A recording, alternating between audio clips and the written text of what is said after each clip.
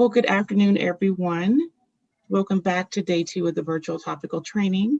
I hope that yesterday's sessions were all that you expected to be, that they were informative and also offered practical information that you can directly apply to your programmings and the work that you do. And we're going to begin day 2 with our grantee panel. You'll be hearing from 8 organizations on the various adaptations and challenges and successes that they've had with their programming, particularly over the last year due to COVID. Before we begin, I do want to apologize again for the issues that we had with the links yesterday and accessing those sessions. You should have received an email this morning that has updated links, so you shouldn't have any issues moving forward accessing any of the sessions. So without further ado, I want to introduce our first panelist, Jamie Starkey. She is a PREP grantee, and she is with the Family Service of Roanoke Valley. Jamie. Good afternoon, everyone. Family Service of Roanoke Valley is located, as the name would indicate, in the Roanoke Valley of Virginia. About a year ago right now, we were into programming into the second semester. We were working in schools with kids and doing all the things, planning Global Youth Service Day, just really doing what we do. And then, as many of you, I'm sure, experienced, the great shutdown of March 2020 happened and left us sort of going, what do we do now? So what we did was whatever we had to do. I think you're going to learn from some of my colleagues that will speak in a few moments about lots of virtual things that they did. I will tell you up front that we had a very difficult time engaging youth virtually. Our school system was not terribly prepared for going virtual, and we're working really hard to figure out how they could still keep kids in school. And social emotional learning program and guests in the school were just really not top of their priority. There were also issues as they transitioned into the platform that they were going to be using, whether or not they could give us access and still maintain the confidentiality of youth in the school system. So we didn't have that as an option. So if you'll bear with me, I'm not the most technologically adept person. Apparently can't speak and click at the same time either. So are you all able to see my screen? It should be some school buses. Yes, yay. Thank you, Shannon. So the very first thing that we did was we joined forces with Roanoke City Schools to make sure that our children across the city were getting nourishment. We knew that a tremendous number of kids in Roanoke City are free and reduced lunch and probably would be experiencing some food insecurity as we transitioned into this time of unknown about social. We didn't even know that we could, what social distancing was at that time, but we knew that families would likely be ill prepared to feed their children. So we would go every morning and we would help package food. And then we would get on the school bus with our lovely smiling faces, and we would ride the school bus around the city of Roanoke. Each bus had a different route, and the buses stopped at every city bus stop across the city and passed out food to kids. So this was really our very first way of trying to make sure that we could connect with kids and see their faces and them see us and have some semblance of we're still here for you. And so we really got to see our kids and, all across. I love the little girl in the middle in her nightgown and her bare feet coming out in the morning to get her food for the day. So it was just a great opportunity for us to connect with kids. We also almost immediately implemented a pen pal project. So what we found was that we didn't have email addresses for all of our kids. We didn't have email addresses even for all of our parents. But we did have their address. So we used the good old USPS snail mail, and we started a pen pal project. We got some of the most uplifting letters from our kids, and we also the younger the kids, the younger kids would send us jokes. And so if you ever need dad jokes or mom jokes, let us know, because we have a whole arsenal of some really silly jokes from this project. Like I said, we were planning Global Youth Service Day when everything happened, and it was supposed to be a family 1-miler connected to the Blue Ridge Marathon here in the Blue Ridge Mountains. And of course, that was shut down because it was a large crowd and in person. So our pivot was that we gave our youth an opportunity to do Global Youth Service Day projects. We did cards, and we did what we called a 10-second shout out, sort of like the ice bucket challenge, but a 10-second shout out to all of the healthcare providers that we knew. We made cards for our guardianship program participants and older adults who may have been shut in during that time. And we did a Keep Our City Straw Free initiative. It was a project competition to design a poster to promote being straw free. As you can see, we were able to have 2 winners. There was a tie. They both did a fantastic job. We created a TikTok talent show, which was really fun. We got to see some of the talent of our youth and connect with them on the TikTok platform with parental permission, obviously. You guys may eventually in your life meet Brooklyn, who has an amazing singing voice and is going places. We did YouTube lessons where we recorded our top lessons on YouTube so that kids could watch them, the youth could watch them when they had time. We found that youth didn't want to connect with us live very much outside of the school day because they were doing so much virtual school. But we did have a pretty good response for them to watch our top lessons outside of the school day. We participated in Virtual Suicide Prevention Day, where we did a takeover of the social media for our Suicide Prevention Council of Roanoke Valley. We did videos and we created infographics and spent the day providing information about suicide prevention. And as soon as we were able, we started outdoor programming. So we were lucky enough to have several months of warm weather here in Roanoke. We participated in a chalk initiative to do positive affirmations across our city and sidewalk chalk. We made superhero capes with our kids outside. Our older youth helped us make capes with our younger kids. We painted murals to beautify our city outdoors. We did group outdoor regular top, but we did it outside with masks and social distancing. And we even hosted the governor. The governor of Virginia came to Roanoke to talk about health equity and to pass out masks and sanitizers. And our teen outreach participants represented our city for the governor on his visit. And currently where we are is we are working in virtual learning pods. So when the city decided not to go back in person in the beginning of the school year, the after school centers around the city opened during the day, what they call virtual learning pods. And these virtual learning pods have a smaller number of kids who really were at a higher risk of being unsupervised during the day and really needed that connection with adults. And so it's small group, socially distanced, wearing masks, and our staff go in and do programming with them every day. And that's currently where we are. I don't know where we will be even a few weeks from now. Our school system keeps making adjustments to what they're going to do with the school day and when they're going to bring people back in. And so we will just continue to pivot and do what we can and be creative however we can to engage the youth here in the city of Roanoke. So that's what we're doing. And that's my timer telling me my time is up. And I don't know how to turn it off because I'm an old lady. Okay. Thank you. Any questions for Jamie? And there'll be opportunity when we wrap up with the panelists to ask also if something comes to mind thereafter. Yes. Okay. Great job, Jamie. Thanks, Shannon. Alrighty, so next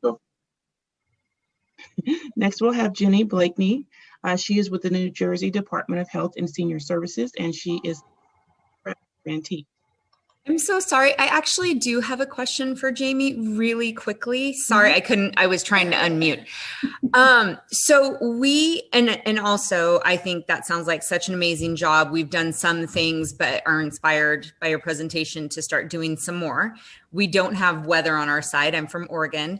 So, we really wanted to implement TikTok as well. And I'm curious, sort of that conversation to advocate to have that platform. We've gotten pushback as far as, like you said, with sort of safety. And so I was just wondering about how that conversation went when trying to advocate for a TikTok. Yeah, we had lots of conversations about that too, Nicole. And my colleague Megan Brookshire is on the call and may pop in with some additional information. But we really wanted to make sure that we had signed releases from parents that said that the youth could participate. We connect with our older youth on almost every social media platform. My staff have professional profiles on the social media. And so, but TikTok is a little bit more, I don't know, risky, I guess is the word. So I'm not sure what we did. Megan, you may know what we did to sort of increase safety factors, but I know our staff actually helped record the videos of the youth and their talent show submissions and that sort of thing. Do we have any other safety protocol, Megan? Well, everybody, so we put together and created a social media training. So everybody, once we knew how highly we were going to be utilizing social media, so we put together that training for our staff. For TikTok, we didn't make, so for our YouTube videos, we created our own Teen Outreach Program YouTube channel. For TikTok, we did not make our own TikTok handle, if you will. Our older teens who already had it, I think mostly we were utilizing TikTok as a way for how they were going to record it, just like a short video and then send it to us. So we did not necessarily post anything on TikTok, if that makes sense. No, that does. Thank you. Because that was sort of, we know our young people have TikTok. It was right. Yes, I work for my tribe. So our tribal agency is very particular, as all organizations, about what social media. So we've had access to Instagram, but outside, and Facebook, but the kids aren't on Facebook. But with Instagram, we got access to that. But yeah, TikTok was our one that we got turned down on, as well as Snapchat. And that's where all the young people are. So it's been a challenge. So I'm always looking for language on advocation. And Portland Northwest Indian Health Board has provided us a lot of data. So the next time we go to present, we'll be much more prepared with data. So I was just curious. Thank you very much. That helps. I did attend a training a few weeks ago with some youth who recommended the video capability on Instagram is a great way to connect with them. I think they said that they are still on Instagram more than TikTok. We're utilizing lives and reels and posts. Mm-hmm. Yes. Really quickly, we have a couple of questions that came in through the chat. If you see me looking here to the left, one is, are the top YouTube videos available? They're on our top YouTube channel. Yes, I'll see if I can find the link and drop that in the chat. Okay. I think you talked a little bit about that process, but in terms of making them, someone wanted to know, can you explain how you did those videos? We did them in teams and we recorded them. We were lucky enough to use some of our grant money to purchase some video recording software. And so we produced them that way. We recorded the videos and did all of we're a very small nonprofit, so we don't have people who do that just for their job. So we use that software to create the videos and edit them. And it was a team. It was just like we would if we were in a top group. There were two people. And you can sort of see in the video that one person will do part of the video and then it'll cut to another facilitator. But they were all co-facilitated. Okay. I don't know if that answered the question or not. Okay, we'll see if we have a follow-up to that. One person asked, how did you get your numbers and data? Well, that has been a struggle to be able to say how many youth we've connected with and be able to report on that. We're gonna have difficulty. We're certainly not doing anything to fidelity to an evidence-based program. I'll be completely transparent about that. It's just not happening right now. Our top, we are hoping when we can get teachers to give us access to do that during the school day, that we'll be able to get more consistency and back on track with our evidence-based curriculum. But all of these things that we did, we counted numbers when we were able to. We created a Facebook page, a group for TOP, and so we know how many kids are engaging with us there. And now that we're back in person, we're getting some data and some information around how many kids we're serving. But that's going to definitely be a challenge that we'll have this year in reporting outcomes. Mm-hmm. Okay. Two final questions. How does anyone else address transportation issues if you have them? This might be for the broader group, but it says, we always have a need for transportation options. So I'm excited to see that you were able to transport food to the kids. How does anyone else address transportation issues? Yeah, we were really lucky that we could just hop on board. We were considered volunteers with the school, and we could do that. We have not started transporting kids in our personal vehicles. We have one group on Tuesday, and so in that transportation, we have a youth driver, and then we have the youth sit in the back seat, and everybody stays masked, and that's the only way that we can do that. We don't have vans. We transport in our personal cars. But we haven't really started transporting kids just simply because of the close proximity that they would have to be in a vehicle. Okay. And final question, Jamie, do you all have IRB? If so, did you have to get approval for social media? We do not. Okay. All right. Thank you so much, Jamie. Thanks. And now we'll welcome Jenny Blakeney with the New Jersey Department of Health and Senior Services. Jenny? Thanks, Taya. So I work for the Department of Health. I'm the State Adolescent Health Coordinator, and I oversee multiple programs, including teen pregnancy prevention, statewide youth engagement, and our Garrett Lee Smith Youth Suicide Prevention Grant. So I'm just going to give you a little bit of an overview of our programs. We have 2 adolescent pregnancy prevention programs, PREP and SRAE. But for the purposes of this panel, I'm just going to focus on our PREP grant. We use TOP, Reducing the Risk, and Teen PEP, which is a New Jersey-based program that we had evaluated and then submitted to FSBE to be able to use. And we're also piloting Teen Speak, which is a parent engagement program focused on improving parent-child communication. We recently completed a 2-year evaluation of our teen pregnancy prevention models, and we are now starting an evaluation of our parent engagement model. And we have 11 youth advisory boards across our state that engage about 100 youth. So when COVID hit, as many states across the country, we experienced a statewide shutdown of schools in March of 2020. And most of our programs were either over or close to completion. So we were able to deliver our post surveys electronically, and then we turned our focus to virtual implementation. So we didn't know what to expect in the coming school year, but looking at the trends across the globe, we thought there was a pretty good chance that we would be virtual or some hybrid version of virtual.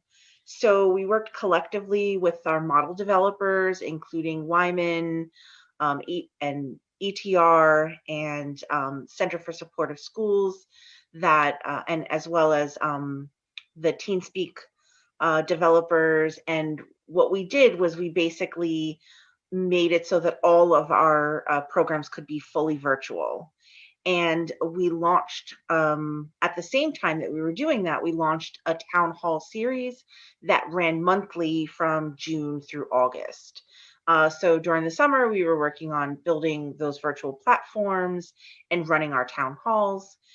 We had 3 town halls and we served about 500 New Jersey youth. We talked about COVID during our first town hall, equity, racism, and social justice, navigating back to school. And then the town halls were all youth led, and we were able to collect a significant amount of data that's been informing our program decisions. I would have loved to have been able to share all this with you in PowerPoint, but my PowerPoint is still being reviewed and approved. So unfortunately, I can't share it right now. In September of 2020, we launched our school year 2021 programs virtually. Everything that we do is pretty much virtual. We have very few in-person programs going on. And by October, all of our scheduled cohorts were up and running. We currently have about 90% of our programs running synchronous and about 10% are asynchronous. The platforms we're using include Zoom, Google Meet, and Google Hangouts. And last year we served about 3,000 youth, and in this year we plan to serve about 4,000. So we decided to ride the wave of COVID and continue to expand our youth engagement using our newfound virtual platforms. We formed a planning committee of about 15 youth who are from our local youth advisory boards.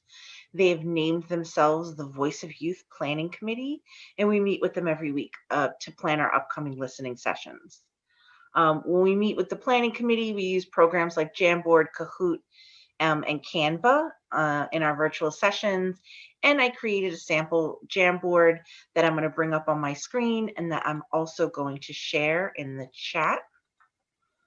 So I shared the link to the Jamboard in the chat, and I'm going to share my screen.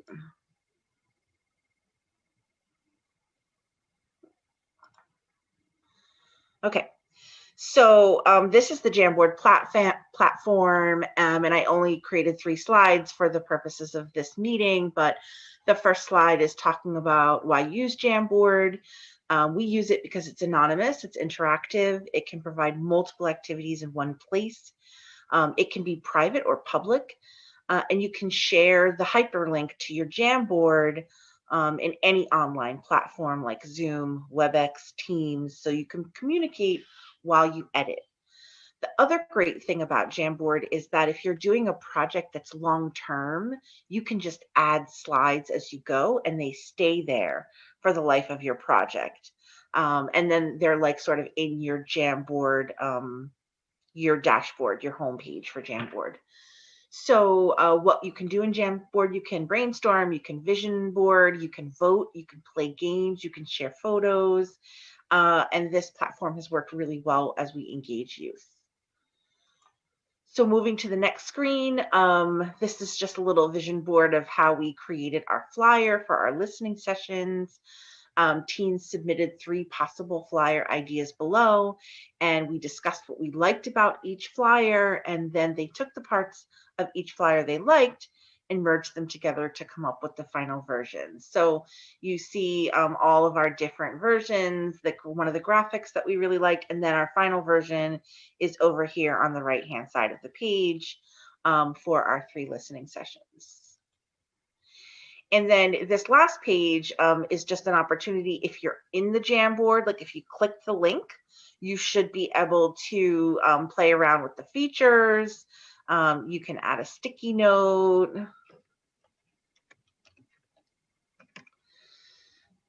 You can add a sticky note to a Jamboard. You can add a shape. You can write a text message. You can write directly on the Jamboard. There is a laser feature that you can use if you want to point to stuff. And then there's also the pen feature, which we use a lot to like say that we like something, have them make check marks. And then there's the eraser, like you don't like what you wrote, you can change it. but it can be really interactive and it's anonymous.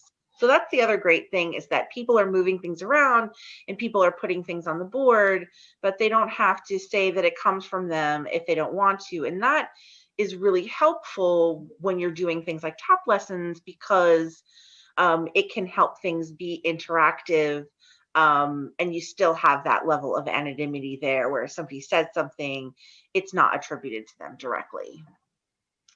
Okay, so I'm gonna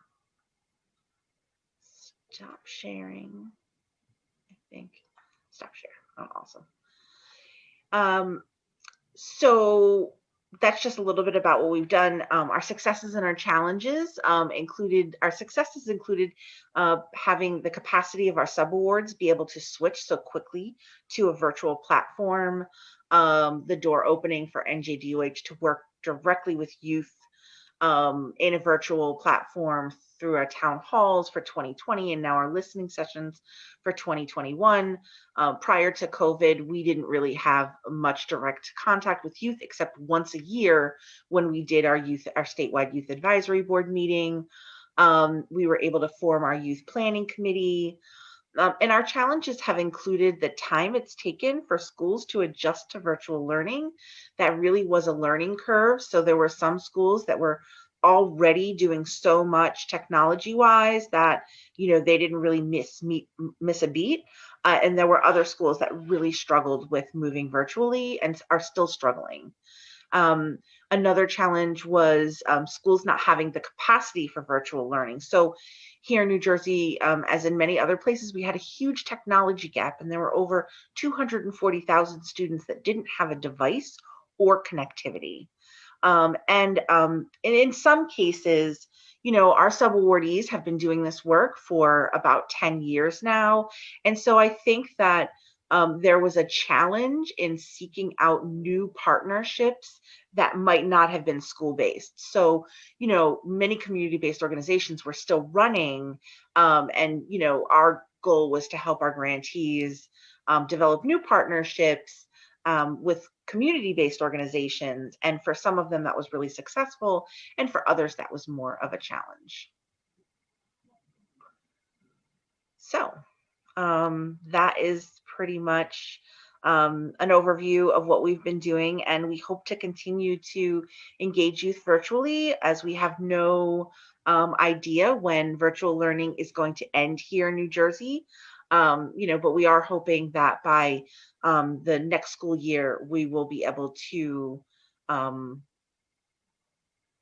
we'll be able to be back in the school setting. So I was just seeing some. So the Jamboard wasn't public. Oops. Let me look at that. I think they were asking, did you have to purchase it, or is there just software? Yeah. No, you can, if you Google Jamboard, it will bring you to the platform, and all you need to do is, I don't even think you have to have a Google account. I mean, I do have a Google account. So you might need to make a Google account in order to use it, but it's free and it's public, and we love to use it. We have a question from Karen Coyle. Are you planning to continue with your youth planning committee even after school goes back in session? Yes, absolutely. So, I think that was a silver lining of COVID, is that we were able to use it as a rationale to get connected to the teens. But now that we're doing it, I think our leadership sees the value of engaging directly with youth, because we really have been able to collect so much data on how youth experienced COVID, how they experienced returning back to school. We do polls and surveys after all of our sessions. So we've been really just collecting a lot of data and using it. And how many PrEP subawardees do we have? We have 5 PrEP subawardees, 3 maternal and child health consortia that are regional, Planned Parenthood, and then the Center for Supportive Schools that operates Teen PEP statewide. And I see another question. How long did it take for our facilitators to learn to use the Jamboard effectively? Well, I can only speak for myself when it comes to that. I think our facilitators probably had a range of experience, and I just sort of like, I just took a couple of hours and just sat there and played with it until I figured out all the different things it could do. Like it took me a while to figure out I can import a background from outside. I thought I just had to use the ones that were there. So I just played with it until I was able to, get familiarized with it. And then I just looked at other things as well, like Canva, that you can include when you're working in a Jamboard, or Kahoot. And so again, like I said, one of the reasons that we find it so effective is because it can be used both synchronous and asynchronous. So any young person who joins our planning committee and is live with us, we're using the Jamboard together. But if somebody misses a session, like they just can't make it, they have work, they have school, they have a track meet, whatever they might have, they're still able to log into the Jamboard when they do have time and share their thoughts and make comments on the Jamboard. And then we have everything that we've done on our planning committee Jamboard. We have all of our slides. We're up to like 21 slides now. And so what's great is that it's like a running history of the work that you've done with youth. So if anybody were to say to me, well, how do I know what you've been doing? I can literally send them the link to the Jamboard, like, if our funder, if our program officer. So that it's been a really effective tool for us. And, I would recommend it. It's pretty user-friendly. Okay. Well, I think that last response answered the question about how effective it is. So there we have it. I think I got all the questions. I was looking at them as we went. Yep, you sure did. Thank you. Awesome. Thank you. Okay, so now we're going to have Tina Palmer. She's with the Iowa Department of Public Health. She is a state PREP grantee. And I am just trying, can you see my screen? Yes, we can. Okay, perfect.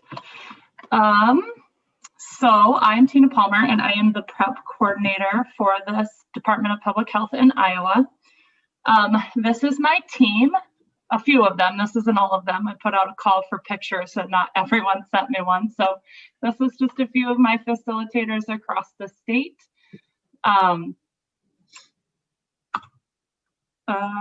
Let's see here. There we go. So we have, in Iowa, we have a network that consists of 7 sub-awardees that covers 9 counties. So the PREP counties are in purple, with the pink being counties that are also covered with or utilize PREP or SRAE funds. My apologies. So this map shows PREP grantees and sub-grantees and SRAE. So,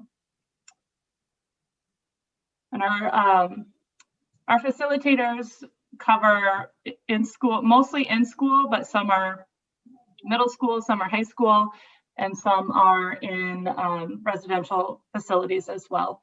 And we implement the Teen Outreach Program and Wise Guys.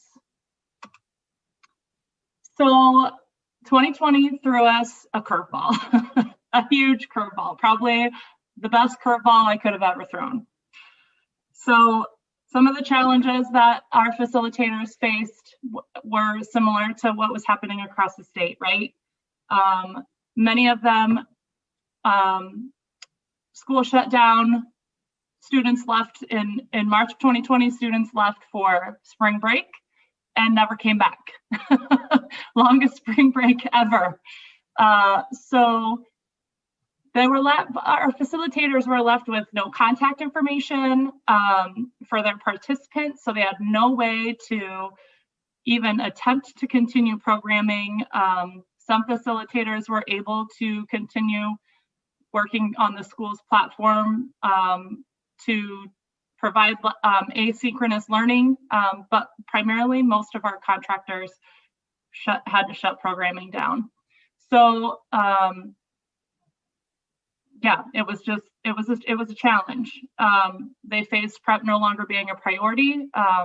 teachers and administrators are now just trying to figure out how to get kids to stay on track academically. Outside programs are not at all a priority. And then as the summer progressed and schools started talking about how they were going to return to learn, that was all over the board. There wasn't any consistency. Iowa has local control as far as education is concerned. So all of our districts, it was a roller coaster of where people were at. They went back 100% in person, 100% online, and some were hybrid. And that continues to be an issue, has been an issue all of the entire school year as facilitators look at, well, our county's positivity rates are skyrocketing. So now this district was 100% in person, now we're hybrid. Or they were hybrid, now we're 100% virtual. Now we have legislation in place that they pretty much, school districts have to be either 100% in person or 100% virtual. That hybrid is no longer a viable option for many districts. And so we're facing facilitators having to pivot again. So I just had a call right before this with a facilitator that next week their district, they've been hybrid, their students have been hybrid, but they've been facilitating virtually on the students' virtual day. And now they're going back 100% in person and not sure how they're going to implement TOP, because teachers want to focus on academics, not on an outside program. They're still not going to be able to go in to the classrooms. They're still going to be virtual as facilitators. So, you know, still lots and lots of question marks. And then, you know, student attendance and participation. If they're not required to attend the program, it's a challenge to incentivize the program and keep them coming back. We talked a lot about that yesterday during the training. How do you make it, how do you sell it, right? Everybody's facing that. So fortunately, I have facilitators across the state of Iowa that are just knocking it out of the park. So first and foremost, none of them have lowered the bar. They continue to show up every single day with the same expectations that they would have had pre-COVID. So they strive every single day to meet the expectations that they set for themselves. And even as I try to take some of that stress off and say, hey, it is what it is, right? Lots of grace. That does not sink in with them. Their priority is meeting with the kids and getting the information to them. And so they have not lowered that bar. A couple of examples of specific examples that some of my facilitators have done. I had one in Western Iowa. She was told at the beginning of the school year that no prevention programming was going to be allowed at any point this school year. So what does she do? She served a lot of kids utilizing the Wise Guys program. So she started brainstorming. She contacted the developer, got permission to do a YouTube channel, and she produced videos for every lesson that she would have normally implemented in person. Luckily, she has a media background, and so her videos were excellent. I could have never done anything like what Alicia did. They were phenomenal. And that YouTube channel is unlisted before anyone asks, because I think the question will probably come. As far as I know right now, those videos are only available for Alicia and the kids that she would normally serve. If there's a high demand, we could talk with the developer and see how that goes. But they were awesome, and she launched them just a couple of weeks ago. She has teachers that she's working with that are showing those videos in their classrooms. And she provides the link to the survey so she can get the surveys done, and she's providing swag so that they can to incentivize it. So she's just doing an excellent job. Another district, couple facilitators, really struggling with participation and attendance, doing programming virtually. Worked with the school district, the curriculum they do TOP. It's embedded in the 8th grade curriculum for the most part, but there's no incentive. So they worked with the school district, and a few weeks ago, the school district made a plan that if they're keeping attendance, those students that aren't showing up during their scheduled time, their parents will get a phone call stating that they were absent, in hopes that that would increase that attendance, those attendance rates. They worked very closely with the school districts to gain access to the school's platforms, technology platforms, so that it was easier for the kids to access. Increasing incentives that are being out and trying to incentivize those programs and really sell them. Adapting lessons to fit shorter class times. Engaging, like Jenny talked about, engaging those teams through Jamboard and Mentimeter and Pear Deck and whatever platform the facilitators are most comfortable with. I did an observation this morning with a facilitator, and she utilized a virtual dice to roll the dice, and that worked perfectly with her group of boys, that 7th grade boys that she was working with. So I just can't reiterate enough that the most important thing is that the facilitators have not lowered the bar. They take every opportunity they're given and they run with it. In one of our counties, the facilitator had the opportunity to start 2 new groups. Really, that hasn't happened. That doesn't happen pre-COVID, right? Starting new groups can be really challenging. But now in the midst of COVID and all the challenges, she was able to start 2 new groups that the school sought out, established, wanted her facilitating the teen outreach program with them. These are students that are credit deficient because of COVID. And so this year they're just doing a pilot because they just started a couple of weeks ago. Next year, these 2 new groups will continue with full dosage of the program. So we do have some exciting stuff going on.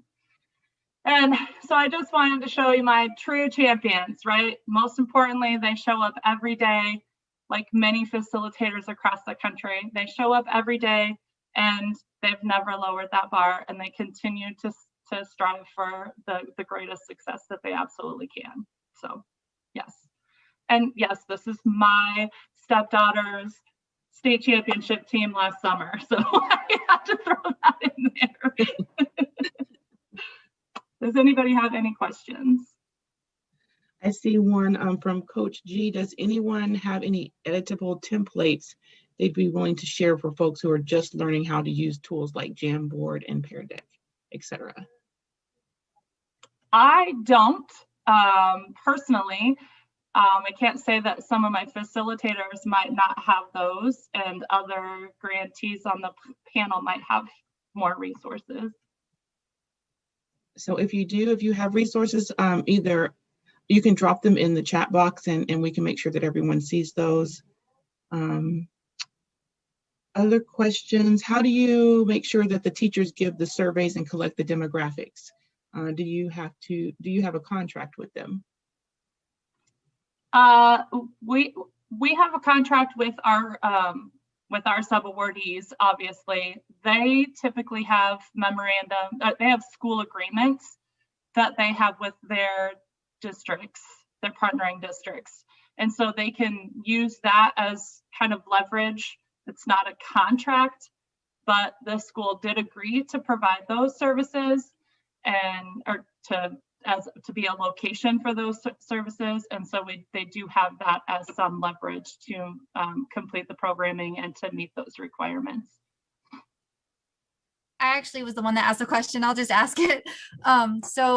This is actually an idea I've had, and I'm so happy to hear that other people are doing it, but I'm just not sure about having a recording and giving it to a school and then making sure that teacher is giving us the information. Even when we're doing in person sometimes, we have a hard time getting like the attendance and things like that from teachers. So I just want to So know how you're- you're doing. So you're asking like when we send a video, Yeah. like YouTube videos.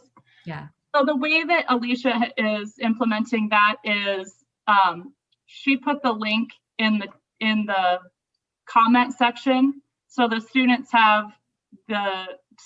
can click on that link. The teacher doesn't have to share that, give that to the students. And then they can comment that they did the survey, and there's different. So every video, Alicia talked about the swag. So if they do the surveys, the pre-survey and the post-survey, or exit and entrance, and then if they comment on each video, then they'll get a swag bag at the end. And so that's kind of how she's trying to incentivize it and increase participation. Obviously, this is uncharted territory, so we have no data. We have nothing to go on. There's no baseline.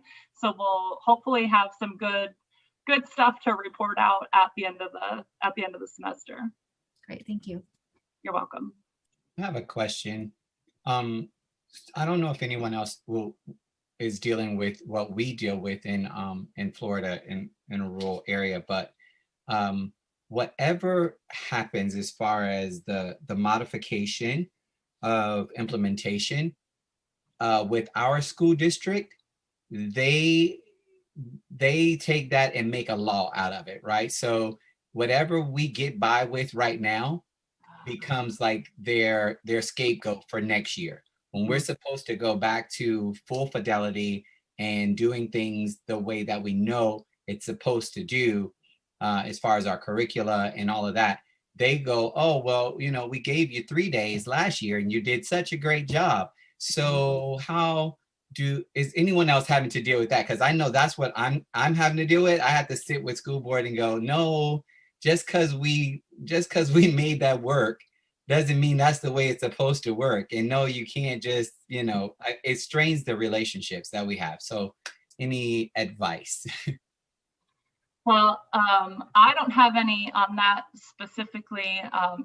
So far, I'm hopeful that doesn't happen with our contractors and our sub-awardees, but it very well could. So that might be another challenge that we face down the road. I really hope that is not the case. And I think that COVID, and I think that there's a lot happening within the COVID environment that we can also grasp onto as opportunity to tell the story about why these programs continue to be needed, and they need to be with fidelity and not just little doses here and there. That's my hope. Okay, we have two final questions, one from Shannon. What platform do you use to collect data? And Shannon, feel free to clarify if there's more to add to that. Well, she said she was doing everything like online, and I was just wondering what programs were you using, like Question Pro, Survey Monkey? We have in the state of Iowa, we utilize an evaluator through the University of Iowa, and they develop all of the online survey links. So I don't have an answer for that, but I can certainly find out. Thank you. Okay, thank you so much. We appreciate that, Tina. We're now going to go to Sandy and Jeremiah. They have a video to share from Pat, and they are PREP grantees. Hi. Sorry, so do you want to do the video first, or? Sure, we'll do the video. Yeah, we can share the video, and then if there are any questions. All right, no problem. You guys can jump in. Thank you, Cameron. Hello, my name is Jeremiah, and I am the lead health educator for the Positive Potential Remix program with a positive approach to teen health. We've been fortunate enough to be able to teach remotely amidst this pandemic. So far, it's been going extremely well. We've also been fortunate enough to obtain the space we need to teach remotely. Our program is comprised of 2 teams of 2. In order to reach our population numbers, we have often had to double up our efforts on teaching in 2 different classes within the same school at the exact same time. Now, what's really great about doing this remotely is that with the team that we have, we're able to combine our classes, which means we're able to combine our educators, making it more efficient, not only for the teaching, but spreading out the roles as well. Now, I've created a short video to give you an idea of how we're all set up. It's not super glorious or sophisticated, which I'm sure most of you can appreciate. And while some of it may have its overall challenges, I believe that it's an effective approach given the situation that we're currently facing. Now, I'm going to show you exactly how we're able to do this by using a few visuals and some video clips and explain how some of the programs that we use work. We also have Zoom because we found that Zoom is beneficial to us and that we've been able to hold more students and the functionality fits us best. I know a lot of schools are using Google Classroom, and although most of our team is efficient in using that program, we find the functionality of Zoom to be more effective for what we do. We have been graciously given access to a local church in the area for us to remotely teach, and as stated earlier, from our perspective, it's nothing super fancy. In fact, you can probably see how our computers are sitting on games and things like that. What's really great is the fact that we're able to be in a room with a whiteboard should we need it. Our program does require us to use the board in the classroom frequently. If you choose not to use an actual whiteboard, because it can be sometimes difficult to see at a great distance, you can use the whiteboard function in Zoom, logged in on the laptop and iPad is sharing the screen on the whiteboard function. Also, you can see here we have 4 stations, and each station is manned by an educator with a specific role. So here we have in front of the camera Anne, who is giving instruction, then Sabrina on the right, who along with our other educators, Renee and Jason, happen to be running our slides. Then there are people who are monitoring the chat room, just making sure that there's not any inappropriate chat. Now, at the beginning of each session, we put up a welcome page, and on that page are instructions as far as like what they should do when they come in. We need to make sure that we can see their full names for attendance purposes. We have one team member taking attendance, another team member letting people in, and another people monitoring chats at the beginning. Then we will cross-reference attendance with other teachers afterwards. We also give the teachers co-host privileges, which is also an option, so that they can let their students in on their own and also mute or remove students as they see fit. This also allows them to monitor what's going on. We also will use a poll option at the beginning to ask a few icebreaker questions as the students are coming in. So we'll ask what their favorite food is, their favorite restaurant, their favorite pastime, etc. And then we'll reveal the results of the poll right before we begin our sessions. Now, if you actually notice, there's a little stick figure at the bottom right. Usually at this time we're playing music, and that little GIF character actually moves and dances. We're able to play music by opening Spotify on a separate computer and then control it through the play and pause button on the keyboard. Now, if you do this, you want to make sure that once you share the screen, check to make sure the computer sound on the bottom right is on. When you resume share, be careful because it will turn your volume all the way up. Now, we have a demonstration called Bonding Power. We typically use Keynote or PowerPoint for our actual slides, but then we'll convert them to Google Slides for remote presentation. And within those programs are options to create different displays to get your point across when you're not able to be in the classroom. Using the share option, we're able to display it. Depending on how creative you choose to be, this can be an effective tool. The benefit of doing the slides is that we can have the chat box open. If you have another screen, you can do it in presentation mode. Next is a sample of what instruction actually looks like. Now, we usually do a quick review of our last session, and if you notice, someone was able to respond vocally.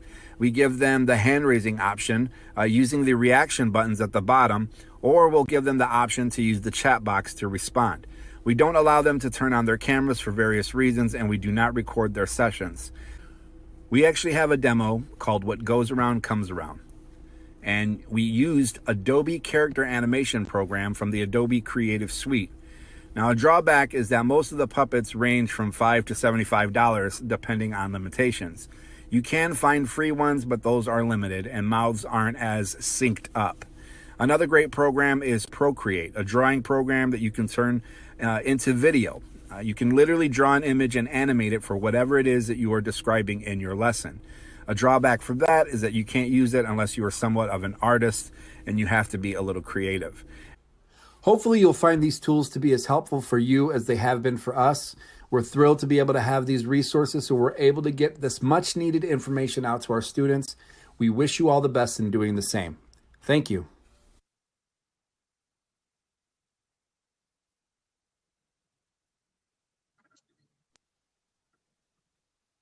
All right, does anybody have any questions? Very. This is for when we are teaching virtually. We're live yet remote. When we were teaching e-learning, we did create videos that we sent links to through the teacher. That was last year, back in March and April. But over the summer, we did the pivot move ourselves and prepared for either live, in person, or video, because we didn't know what we were coming back to. And luckily, we have been able to continue servicing all of our students, finishing programming. Our numbers are high. We're reaching kids. Jeremiah, is there anything you'd like to add? Yeah, I mean, we've really seen a great amount of success just doing the things that we were doing in this program. And one of the challenges that we faced really was just more of initially trying to get them to engage, but a lot of that has to do with just personality and just, really bringing that out, initially getting to know them. I'm of the belief that, in order to be able to kind of have that effectiveness, you got to somewhat build a relationship with them. So we kind of that's sort of why we do the icebreakers and the things at the beginning to kind of connect with them and kind of get them out of their shell. And then we really just start to kind of go in and really just effectively communicate the really important messages that we have for them. So, but we love what we do. And so we're excited about that as well. Some of the questions have been about our programming. We do provide programming during the school day. A lot of times we go through health classes and we are the teacher. We come in and we do the teaching for the teacher. They are there virtually to support, take attendance. Sometimes they manage the chat box as well. It has been a little bit trickier. Somebody was talking earlier about how in Florida, it may be hard to get your regular programming in, but we have been very persistent and we try to incentivize what we're doing. We gift because of the gratitude for them allowing us to come in. I understand how that academic time for teachers is so important right now. They are very protective of their instructional time as it is limited. They are also under a microscope right now. It's hard for them to let go and give up any instructional time. So we do point out in the health classes how we're aligned to the standards for health, and that does help. It takes some off their plate and we become a resource then rather than something that's extra. So that is our goal. So most of our services happen during the school day.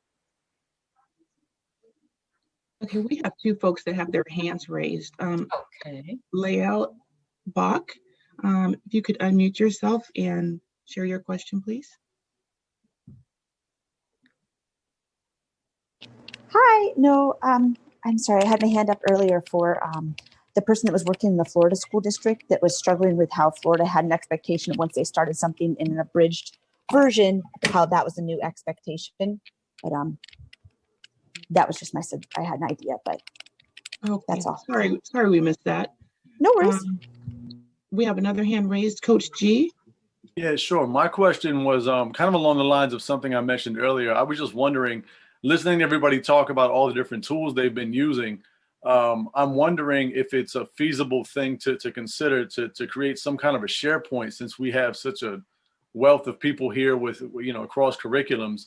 And I know that content creation takes time. We certainly, I think, would be willing to upload some of the stuff that we've created for some of the curriculum we work with, just to have kind of templates as we go along, because I know listening to this, I'm thinking about a lot of the different things I'll be checking out from Jamboard to Pair, whatever it was. I have it written down, but in any case, just wondering if that's something, and I guess that's a question for the organizers. They could be, everybody whose email address was used for this could be granted access to, or anyway, just a thought, a way that we might all be able to help each other out. good ideas. Somebody had asked how we get the teachers to agree to participate. We usually start, that's where I come in. I'm the contact person initially, usually with the superintendent or the principal. And we do have them sign MOUs and get the commitment there. And that support helps get us into classrooms then. We've been very fortunate with the school city of Hammond. It's a larger school district in Northwest Indiana, and they want everything we have. They beg for our programming. So that has helped us service a lot more students. So I'm sorry, just for clarification, I heard someone say they thought it was a good idea, but does it sound feasible to I guess, and I don't even know who I'm asking the question to, but I guess to the organizers, does that sound like something that we could actually make happen? Like I said, I'd be willing to upload, some materials myself for sure. Hey, Coach G. Yeah, thank you for your point. And I just wrote it down that we're going to talk about it as a debrief. Like I'm part of the planning team with RTI. We'll definitely. I appreciate it. Thank you. Okay. If you could put your email in the chat, I'm happy to follow up with you about what we're able to. Sure, I'll put it in there right now. Your brain about what might work best. Thank you. Yep. Okay. Thank you so much. So in the interest of time, we're going to go ahead and conclude questions with Sandy, but thank you so much, Sandy and Jeremiah, for that presentation. And now we're going to go to Zoa. She's with the Colorado Department of Health and Human Services, and she is a state PREP grantee. Hello, everyone. This has been some great sharing, so I'm excited and to share a little bit about what we've been doing. So in Colorado, we have sub-awardees from all over the state, and most are county human service agencies that then in turn can either sub-award those funds to community-based organizations, and then some of them work with schools, and some of them do the work directly with the young people that they serve within their CHAFE programs or their other child welfare programs there. So with that in mind, we had the pivot in March come as a surprise, and we had a lot of different folks doing a lot of different work in different settings. So we use curriculum from Draw the Line, Respect the Line, Be Proud, Be Responsible, Street Smart, and Safer Choices in different areas. So with that in mind, we were kind of like, well, where do we go? So we sent out surveys to our grantees and to our sub-awardees and had them also work with either the teachers that they worked with or with human service, child welfare staff to decide what was it that they really wanted and needed the most at that point, so that they could let us know where to prioritize our time.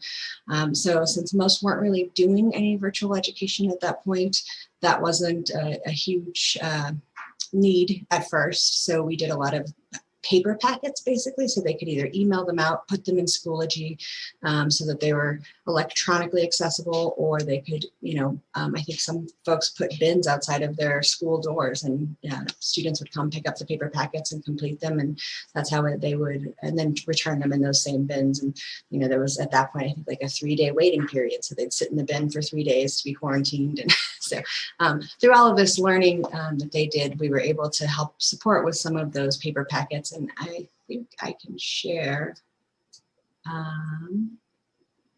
what some of those look like.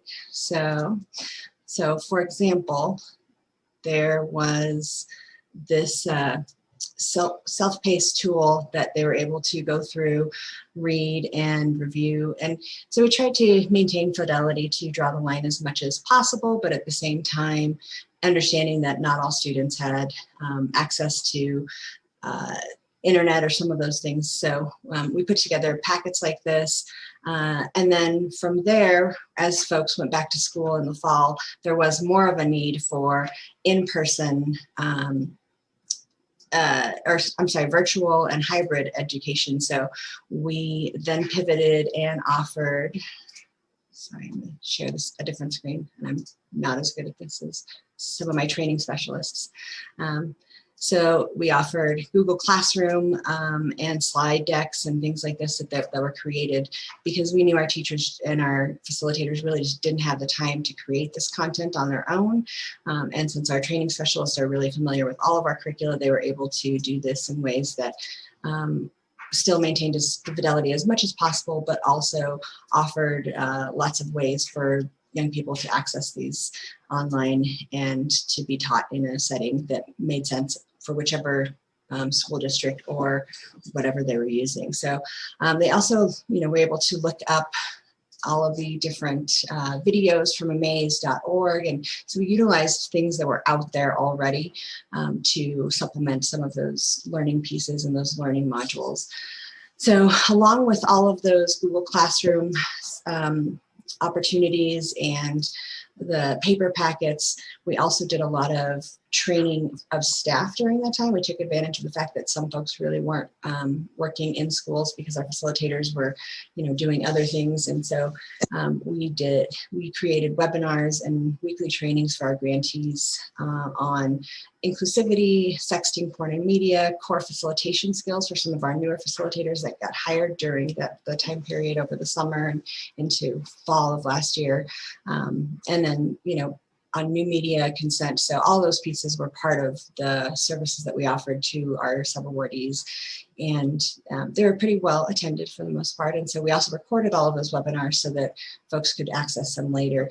So all of this is on a huge Google Drive. And so Coach G, when you're talking about sharing some of that, I think Google is the way that we've shared all of this information with our sub-awardees, and it's worked pretty well.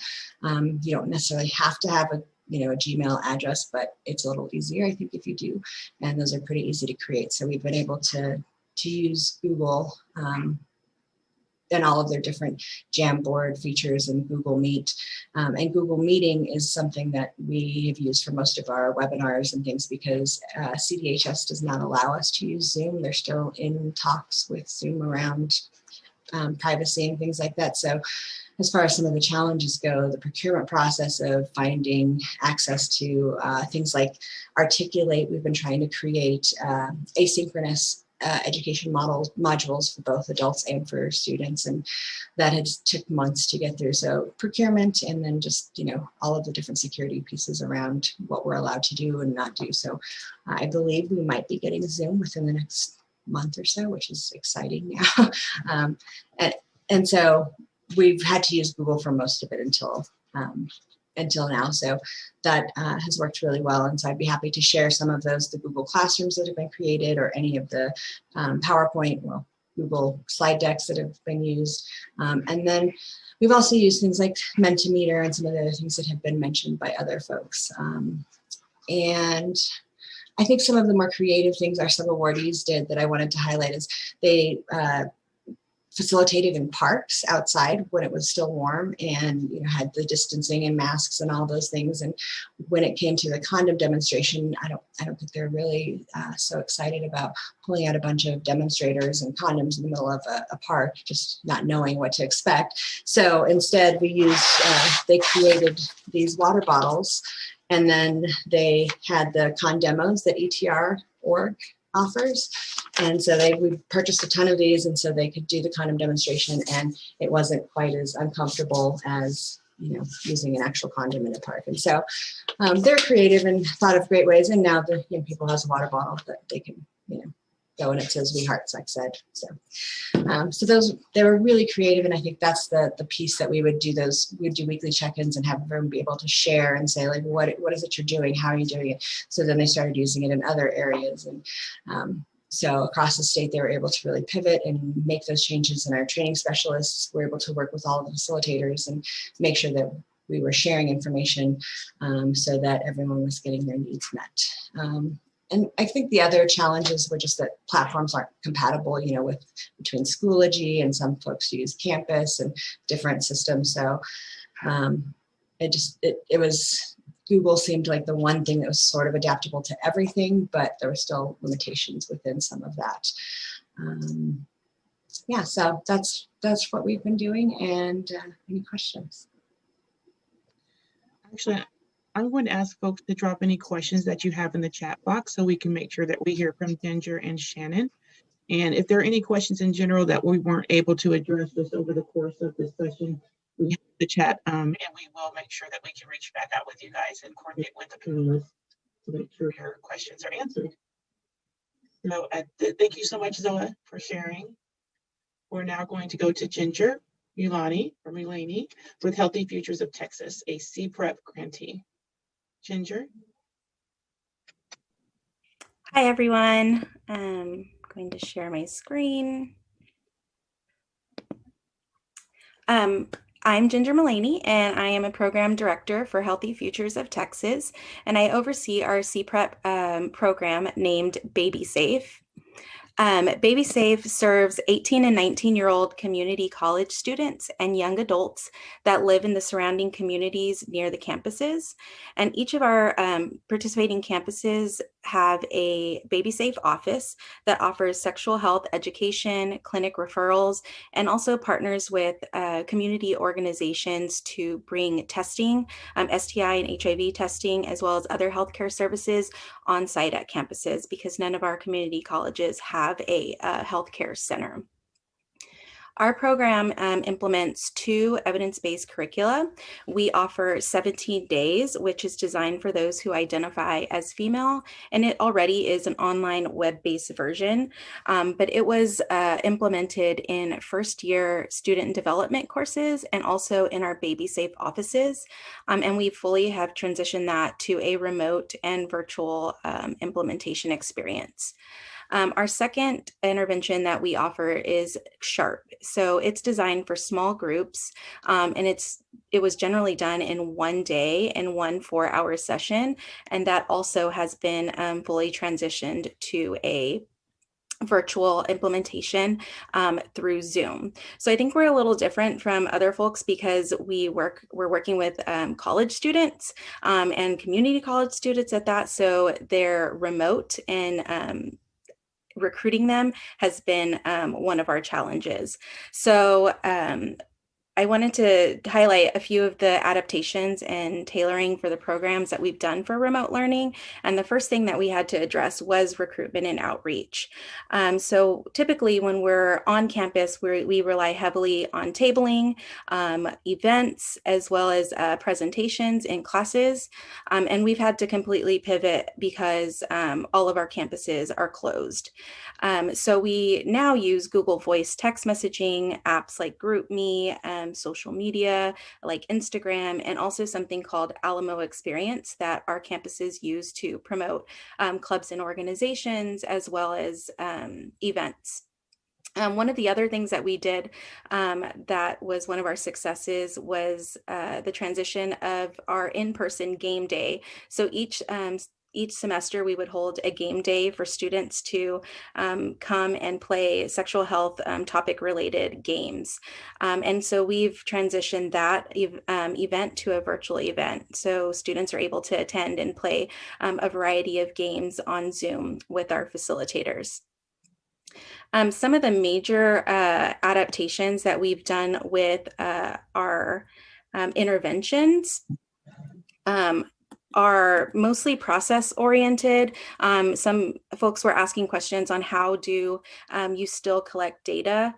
For the 17 days online web version, we had to develop all new protocol and systems in order to walk students through capturing their entry and their exit surveys, as well as completing the intervention, and then also meeting all the rest of the deliverables. One of our campuses actually uses private Zoom meetings to engage with students so they can ask questions and confidentiality, as well as request referrals to the clinics. To modify the delivery of SHARP, the team researched a variety of different platforms. Most of our campuses and districts were using Google Classroom, but we actually landed on using Pear Deck, which is a Google Slides add-on, and someone mentioned it earlier. It provides an interactive space for the content in the intervention SHARP to be presented, and the actual activities could easily be translated. The platform offers ready-made pop-up activities like true and false, a drag drawing on the screen, multiple choice slides, draggable options, and space to prompt for discussions. Those responses can be monitored in real time or shared with students, or they can be kept in only teachers' view. So that was something really important to us because the educators could engage all the students in discussion because it allows for students to type in their thoughts and responses anonymously.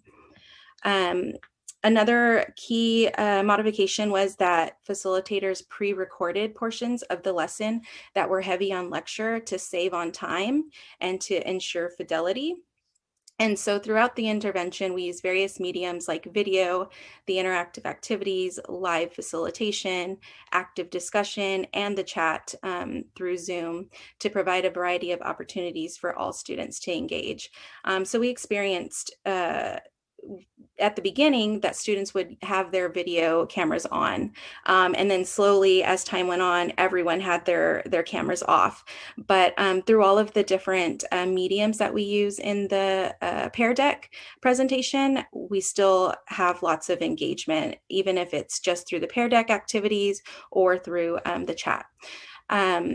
To remain trauma informed, the team adapted the existing strategies that we used in the classroom to the virtual space. 2 educators are always present for each session. One facilitates the program and the other is managing the chat, the Pear Deck presentation, and the activities, and is also monitoring participants' body language to ensure that no one is displaying signs that the content is a trigger. We actually also tailored our physical space to provide for an optimal implementation environment. We created something in our office called the Zoom room for facilitation of programs, and it houses a special 55-inch monitor that's equipped with a camera and a microphone. So it allows for facilitators to continue to use large whiteboards behind them for scribing and to perform demonstrations without being worried about having to move their camera or their device to remain in frame and to maintain audio. There's also a second monitor in the room that allows for the facilitators to see all participants on the screen to also watch for signs of triggering content, discomfort, or disruptions. And lastly, we had to tailor the timing of the SHARP program. We felt like 4 hours was too long to be on Zoom. And for virtual implementation, we decided to break it into 2 parts. So a part 1 and a part 2, and we offer it multiple times throughout the week at different times so students can pick the section that is most convenient for them. So we offer a SHARP week, once or twice a month and recruit students to participate. As far as successes and challenges, I would say that just getting us over to virtual implementation of all of our programs is a major success, and we were able to begin remote implementation of 17 days within 2 weeks of spring break, so at the end of March. And then we had our SHARP up and running by June. So I wanted to piggyback on Tina saying that our facilitators have been amazing. I mean, we hit the ground running and they kept the bar high. So just really, really proud that we were able to do that. The other success would be that virtual game day. We've had lots of success with that. Organizers and other organizations that we've partnered with have said that it's the most engaging experience that they've had during COVID, that their participants and their students have engaged the most and enjoyed that event the most. So that's been a huge success.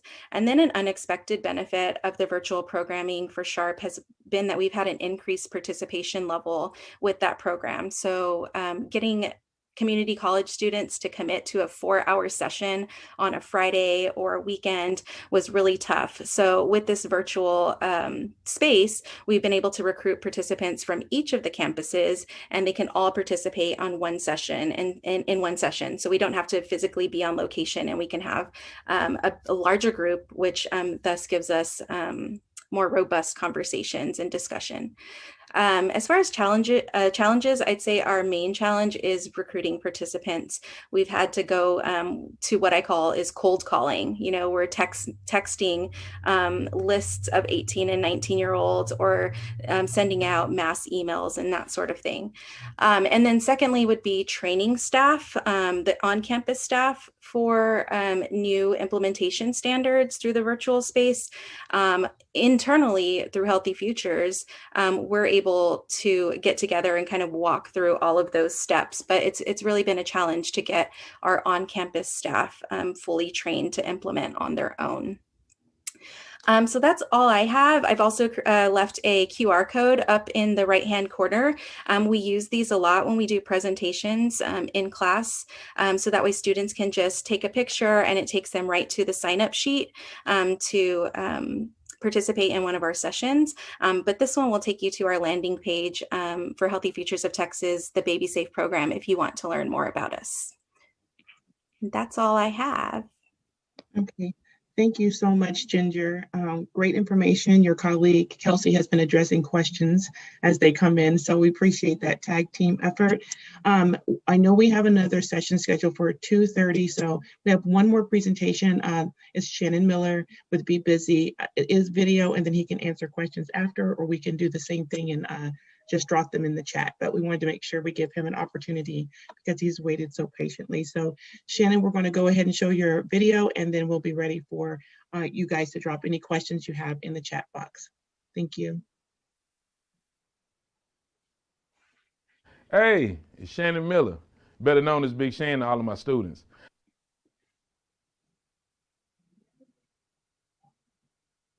I'm here to talk to you about the DREAMS program. We're a 10-week or 10-module pregnancy prevention curriculum.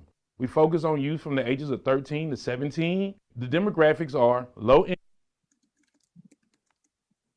income, It would be just my luck, huh? family, predominantly Black and Hispanic, high risk for teen pregnancy or STIs. The most unique thing about our program is we teach pregnancy prevention with a holistic approach by teaching decision making. So in our classes, kids learn everything from financial literacy, STI prevention, suicide prevention, peer pressure, self-expression, self-esteem. Hey. Uh-oh. And if you keep having problems, I can explain it out myself. I don't have a problem with that. Self-esteem and self-confidence and many others. One of the greatest advantages that we have is that we facilitate our full curriculum through the use of an app. Through this app, we collect the pre and the post, all of our data. The students get to do their work and homework. This gave us a great advantage when it came time for us to go virtual. You know, the transition was kind of difficult. That advantage that we had from the app was not enough. So we had to do other things. So what we created cartoons. This gave us an opportunity to give the same curriculum, but without us saying it, and gave the kids a way to rest. Keisha is a very cute girl who loves to party and wear clothes that always attract the attention of guys. She never thought her clothes could send the wrong message. She wore a tight-fitting, strapless mini dress to a house party. She caught the eye of several guys and received comments that she was hot and eye candy. Keisha was attracted to one of the guys and was pleased when he started kissing and touching her. They left the party and had sex.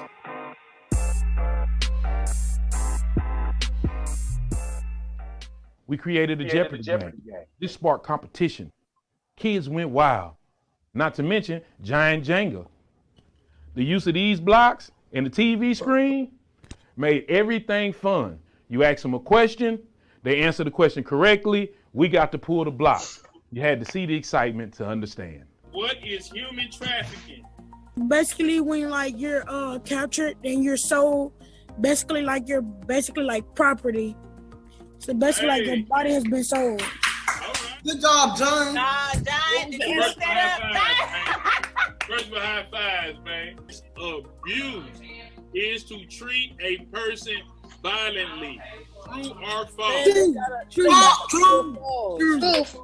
And that is correct. Yes, yeah. Use context clues.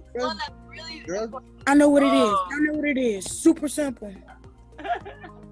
It means, whenever you don't have skin. Is that your final answer?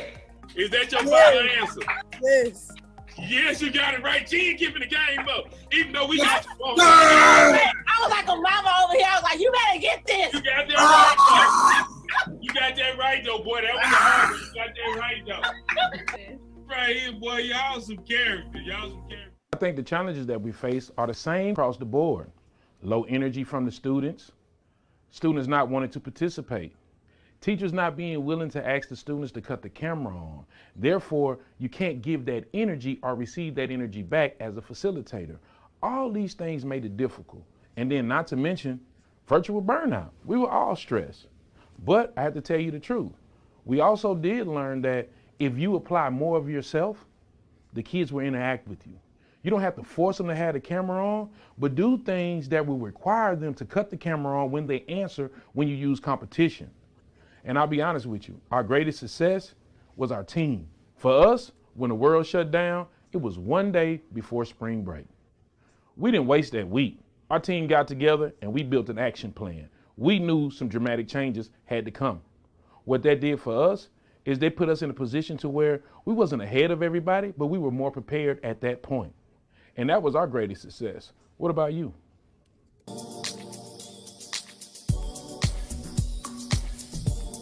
And you can cut it off. You can cut it off. And I just give a quick history. So if you didn't know, we're located here in Houston, Texas. We see over 600 kids. We also, and that's just with the Dreams program, but we have 4 other programs.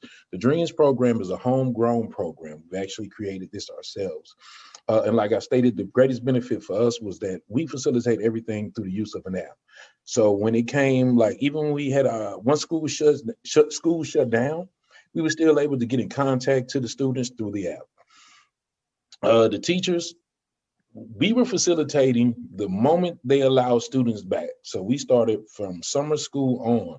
And some of that was because when we built our action plan, we were not really trying to be prepared for school. We were more concerned about our own health, what we're going to do about our jobs. So we started looking into things. So during the time where everybody else was off, we were already doing Zoom meetings, and not just with us, with the parents, with the students that we had connections with over the summer. So once the ball started rolling, teachers was like, hey, you know what you were doing over the summer? Would you be able to do it with us? And they kind of kept us in the loop. And if you want to know where we created the cartoons from, it's called Animaker. They do have a free version, or they have a version that you can pay. It's pretty much almost like Canva. If you ever use Canva, it's almost the exact same. And one of the greatest things I want to say, and I think Baby Safe is using it also, I heard a few of y'all use it, is that when people are behind the screen, our minds are mentally used to being behind the screen and getting entertained. So when they're not getting entertained, then they lose focus. So what we had to do is you have to turn it up a notch. You have to make it entertaining. And that's how you keep the focus. That's how you keep them wanting to come back. And as long as the students are engaged, and so here you're meeting the he cats and the teaks, so the teachers don't have to go back and teach that same lesson. They call you. Yeah, if you have any questions, you can feel free to ask. Yes, we see a lot of exclamation point, you're a rock star comments, and they want to be a part of your group.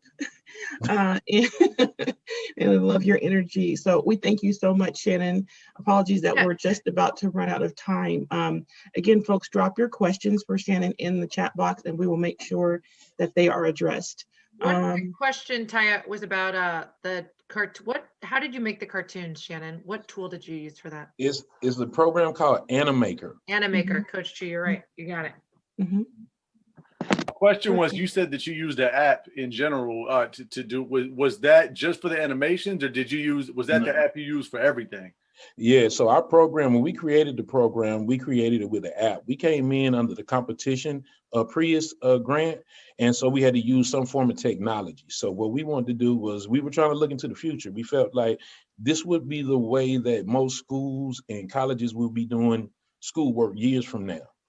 And so we were trying to get on board. It just happened to work out in our favor in this one because it did. But I won't lie about that. The app itself is a struggle. Trying to keep created your own app. Yes, we did. What's that app called? I mean, it's not something we can download, is it? Well, you have to go through the program. It's called the Dreams program. So we have just finished our evaluation period, and we are looking. So I don't get to say so. But I know they will be packaging and selling the app, and we're also thinking about, the program, but we're also thinking about doing the same thing with to allow other individuals to use the application itself to present their programs. I'm putting my email address in the chat for it to be first in line. Oh, definitely. I'll definitely take that. Okay. Thank you again, Shannon Miller and Coach G, for your comments. I want to let you guys know that we're ready for our next set of sessions. So if you're an administrator, you'll join part 2 of Leading Through Uncertainty with Forrest Alton. And if you're a facilitator, you'll join part 2 of Reimagining and Expanding Learning with Sarah Schroeder. So I think if you're an administrator, you can stay here. Yep, you can stay in this room, and then facilitators hop onto the other email link that was sent to you, and we'll see you in a moment. Thank you so much for a great session. Thank you to our panelists for sharing your great ideas. They're inspiring, they're wonderful, and we truly appreciate you. Thank you, everyone.